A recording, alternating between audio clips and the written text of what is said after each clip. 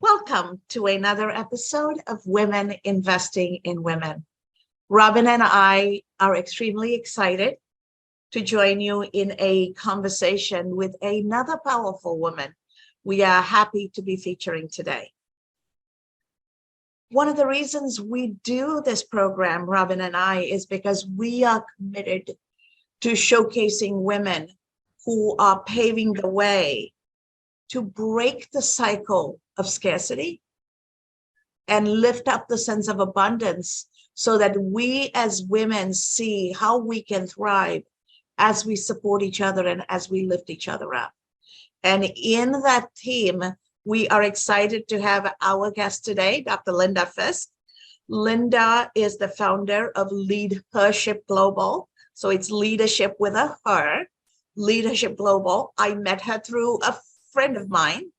And Linda has not only built this organization and created an enormous collaborative partnership of women around the world, she has also been a co-author of Robin and I in our last anthology, Ennobling Business for Success.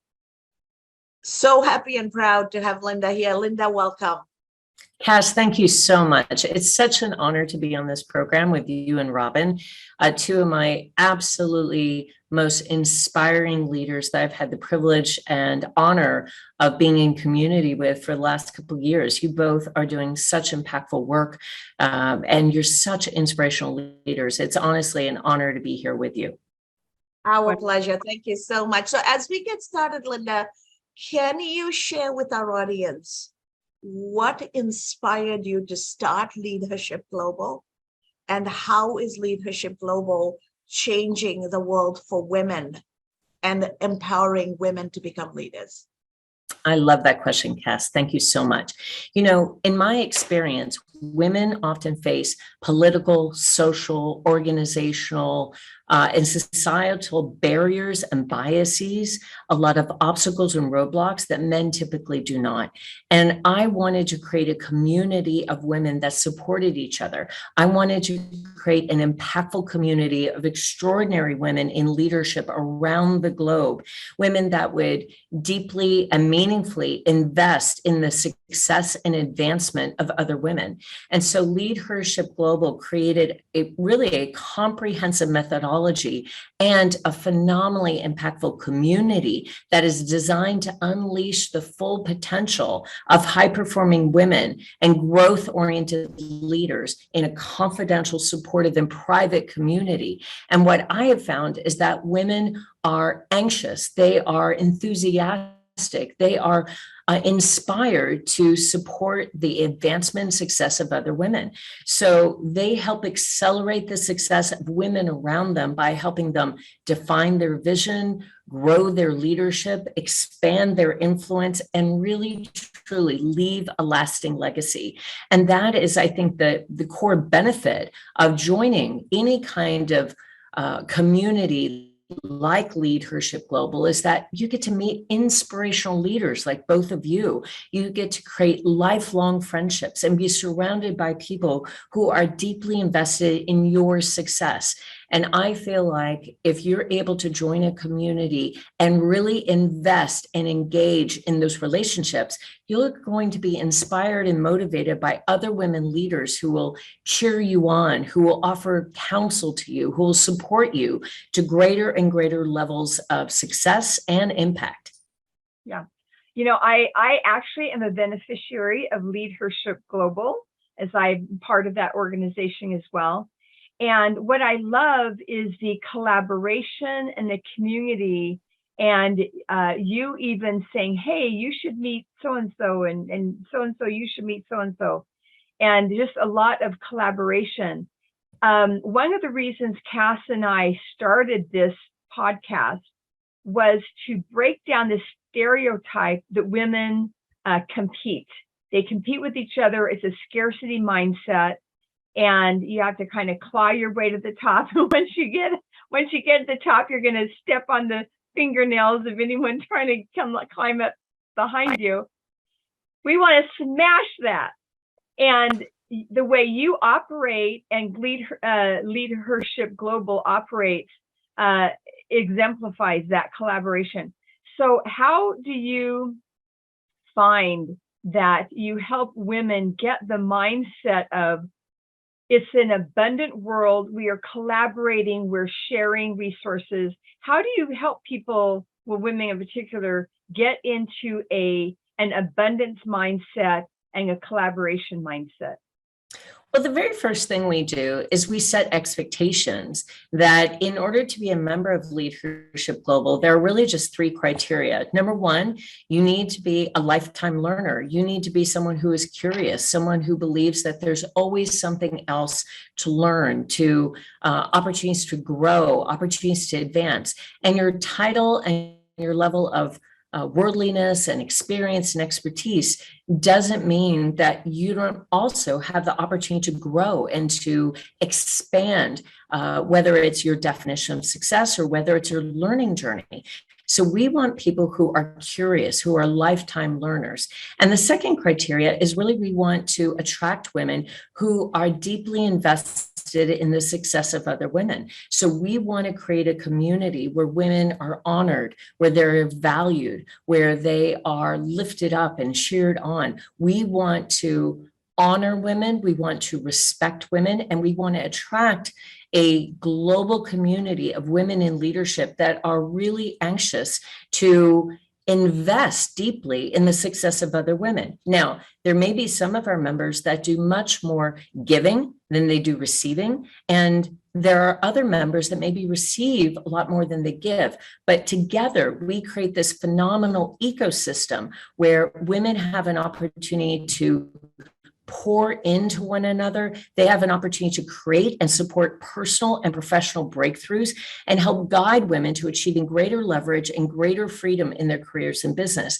And we're very clear that that's our expectation right up front, is that we want to attract women who are lifetime learners and who are going to treat other women with respect, with dignity, and with a sense of investment, because we want to ensure that everyone has the opportunity to experience the incredible power of partnership based on mutual respect that's formed really by extending trust and developing a really fundamental awareness of the value that every single woman around them offers. So I really encourage people to consider the possibilities of problem solving and creating a pioneering approach to collaboration and cooperation that can redesign the relationships in your life. I really believe that true partnership, true collaboration is about moving a relationship forward that involves co-creation. It's shared risk, it's shared responsibility, it's interdependency, and that is what creates true transformation. So for me, I feel like LeadHERship Global and other organizations like ours are formed and they thrive through this idea of creating true partnership with others around them, true collaboration. And that starts with identifying the shared value that we all have and leveraging the combined strengths of each and every partner to achieve a level of impact that could not have been accomplished independently. And again, that is founded on this idea of extending trust and recognizing the value that every single person brings. Every single person has unique gifts and talents. And when you find those opportunities of greatness embedded in every single person around you, you can step into the power of partnerships, creating a solid foundation and a solid sense of respect and appreciation for every single person around you. As I'm hearing you talk, and Robin and you and I have been in this collaborative space in different scenarios, one of the other things Robin and I are very conscious of, and we want to break through the barriers of, is we don't just collaborate with people who look like us, people who think like us, right? how do we, in a polarizing world where it's my way or the highway and the entire world is divided between the rich nations and the poor nations, the northern countries and the southern countries, the haves and the have-nots, right? So even if women are trying to work together, societies are pulled apart. In the current climate we're in, we as a human society cannot thrive, but women have the power to narrow the divide and bring the world together, because we are ultimately one race, one world. What advice do you have for women to step into that empty space? Because nobody is stepping in to bridge that divide today. How can women as leaders step in to bridge that divide and in the process find their voice, speak their truth, and truly shape a new world that we know we all deserve? Yeah, well, Cass, I would say that you and Robin are stepping into that gap. I would say that you two are bridging the divide. And I think that it's really the ability to do that, the ability to step into the divide and bridge that gap is based on a few very core values. And the first is equity and respect. It's acknowledging the value that every single person, every single region, every single country brings to the world. The power of partnership, whether that's between countries, regions of the world, corporations, or even departments within a company, that power of partnership is built on harnessing each partner's key strengths. And to harness the key strengths of the people around you means that you have to recognize the value that they provide. It means that you have to recognize the characteristics and attributes of those around you that unite you, that create synergies between you. And again, I feel like that is founded on the core value of equity and respect. And then I think it's not only based on a set of values, but also on a set of principles, like being genuinely committed, coming to any kind of partnership with good faith, keeping the focus on creating a collaboration or a partnership or a relationship with a shared vision, a definition of success, and a deep and abiding understanding of the value of that other party, whether it's a person, a group, a country, a region of the world. If you really understand the shared vision that you both have, the shared definition of success, and the value that that other party brings to the table, then I feel like it allows you to have patience and persistence.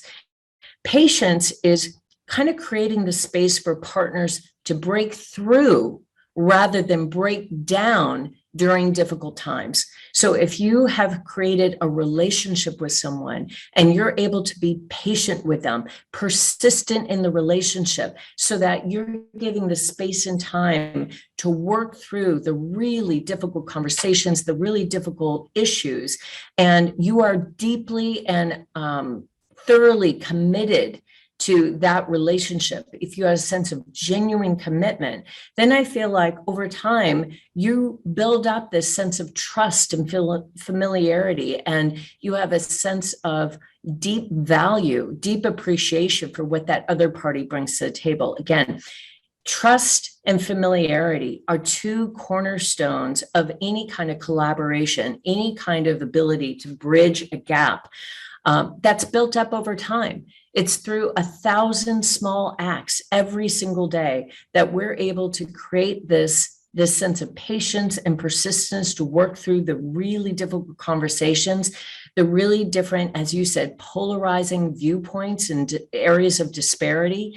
But I think if you're able to openly share information, you're able to maintain clear lines of communication and have really honest discussions around difficult issues in an attitude of genuine commitment and equity and respect, then you're able to work through just about anything.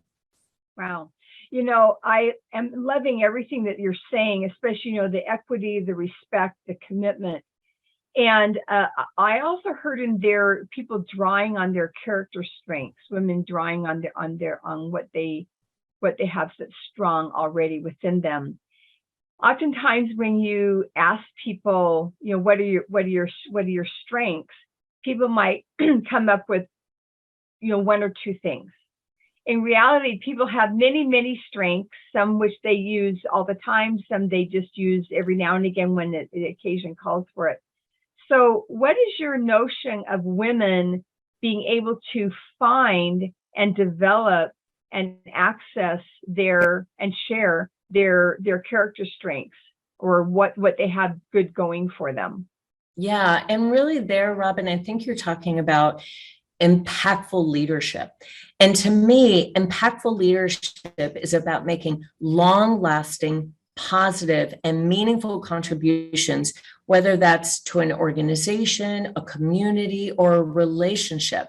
And it's about ensuring that the contributions that you're making are meaningful and long-lasting in the people that you are serving and in the people that you're in relationship with. So you must combine, I think, your mind and your heart to lead. It's about achieving sustainable goals that build lasting impact by genuinely and generously influencing people. It's about helping them believe, trust, and join you in your mission.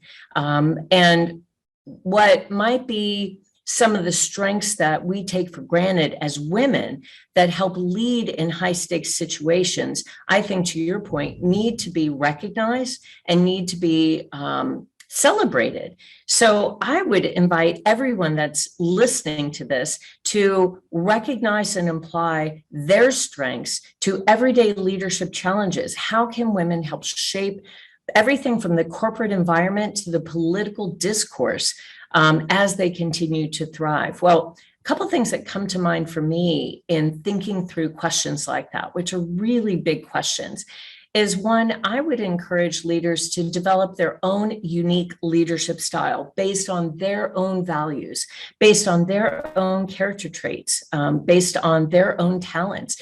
Both of you are incredibly inspirational leaders that I feel incredibly honored to be in relationship with. I could go on and on about the way that both of you have impacted the world, but you're unique, you're different. You serve with your mind and your heart in a way that's very authentic to you.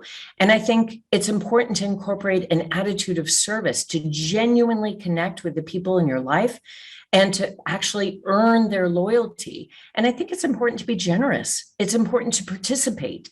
It's important to be able to share your knowledge generously with those you lead. Being a role model to inspire and to motivate people to move forward. And I think both of you do that. And I think it's important to also be invested in the issues and the concerns and the programs and projects that other people are really invested in. If I have a really good friend and she really wants to be a well-known public speaker, then I'm going to be invested in helping her reach big stages, right? And women have proven to hold a key advantage in those kind of soft skills, those kind of opportunities to deeply invest in the success of other people, to be able to advance whatever their definition of success is. So a study by a global consulting group called the Hay Group found that women actually outperform men in 11 out of 12 key emotional intelligence competencies. In fact, the Hay Group found that women leaders tend to slightly outperform men in most leadership skills that are considered to be soft skills, like emotional intelligence, the ability to approach others or handle your professional life with a sense of empathy. And I got to tell you, empathy wins in a crisis, but the difference in leadership between the two genders grows larger during any sort of crisis. Female leaders tend to express more awareness of their fears. They tend to express more empathy for what their team members might be feeling, more concern for their well-being, more confidence in their plans. And I really feel like women have much to celebrate in their own leadership styles.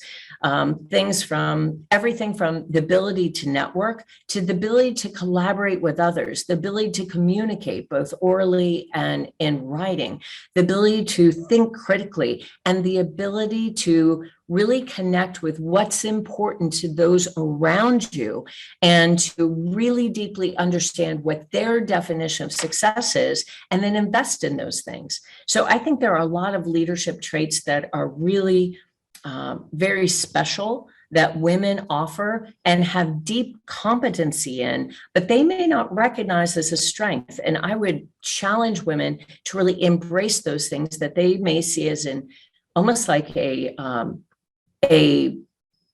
unconscious competency. So things like setting and reasserting boundaries, giving and receiving actionable feedback, developing teams, developing champions, negotiating on behalf of themselves and others, cultivating executive level presence, navigating through discomfort, even the imposter syndrome, and having an authentic communication leadership style are all things that women excel at. Even if they don't recognize those things as strengths, they absolutely are. But as you are talking, it's resonating for me, Linda. And we had a guest just a few weeks ago, and she talked about how a masculine society defines fight or flight in crisis, but women have oxytocin, and we are able to calmly assess situation and act accordingly instead of reacting with fight or flight. And I lived through 9/11. I was the only person in leadership who was not Irish Catholic male over 55. I was a CFO in one of the companies within the insurance business. And what we saw is men truly understanding and recognizing, I am not fit to lead in this crisis. The disaster recovery was led by me and my team, and even taking calls from the rubbles of our employees who are trapped was only women who could take those calls, not men. And so it truly resonates for me because we tend to get calm in crisis. We don't get into the, I'm going to beat you up or otherwise I'm going to get beat up. That is not the duality we live in.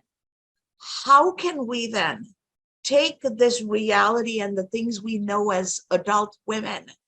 How do we groom young girls today so that they grow up knowing that they embody this and they can enter the workplace with that confidence instead of having to find it and stumble into it after they enter the adult world?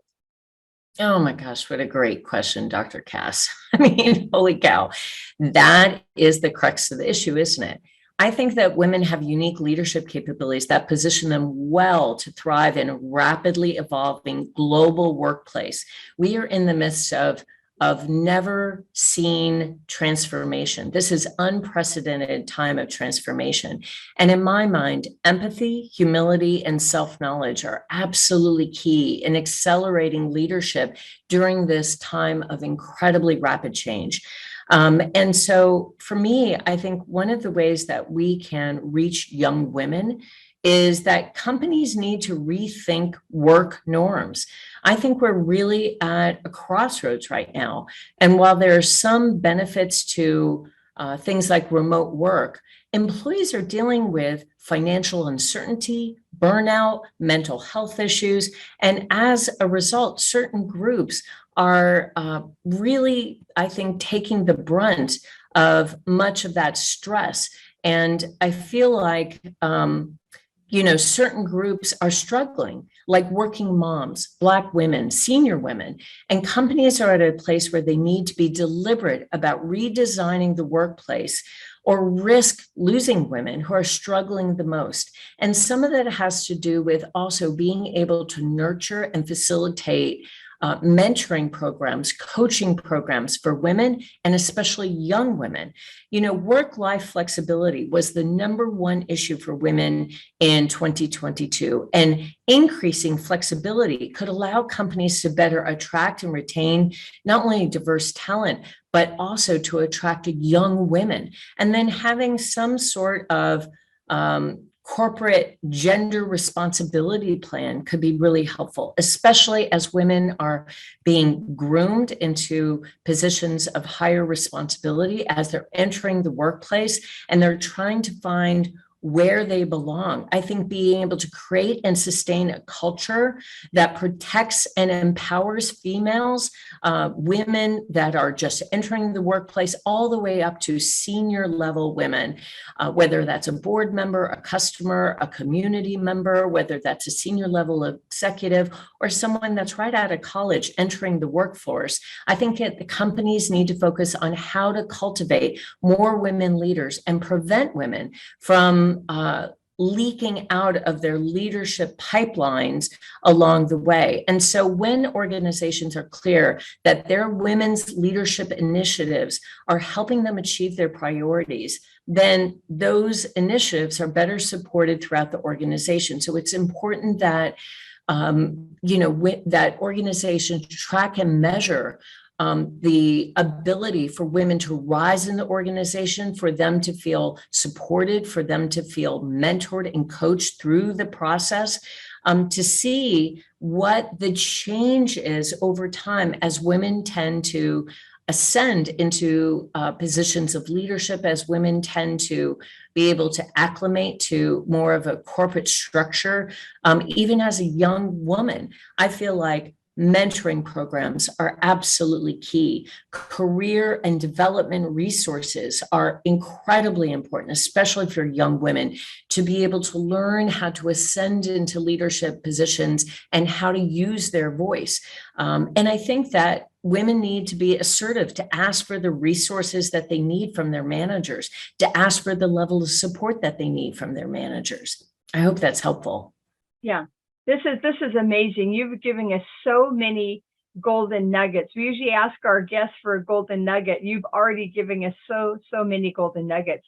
For the women out there who will be listening to this, is there a way that they can find you, and find LeadHERship Global as we wrap this? Oh, you're so kind for asking that, Robin. So I am active on all the major social media platforms, including LinkedIn, Facebook, Twitter, Instagram. But probably the best way to get in touch with me is through our website, which is LeadHERship Global. So as Cass said, it's leadership with an H. It's LeadHERship Global. And there are many opportunities to drop me a note and reach out to me through our website, or on our website, there's an opportunity to drop me an email. So again, we absolutely believe that harnessing the knowledge, the influence, and trust of high-performing women is absolutely critical in our communities, in our regions of the world, in our countries. We have the obligation to stimulate idea exchange, to support creativity, to provide resources and tools to accelerate both personal and professional development and success for women all over the world. If there is anything that we can do to provide a resource, a tool, a connection for women anywhere listening to this, we're open and interested in supporting you. So if there's anything that we can do to support your journey, if there's anything we can do to answer a question or provide a resource or a tool, please don't hesitate to reach out. Thank you. It's been such a pleasure having this conversation. Robin and I were looking forward to this. I know our audience are going to thoroughly enjoy watching this. And as we bring this to the close, we want to leave our audience with the mindset that it's only together we are going to thrive. And we inherently have the opportunity to stay calm, collaborate, and lift each other up, because nurturing is a very essential fabric of who we are.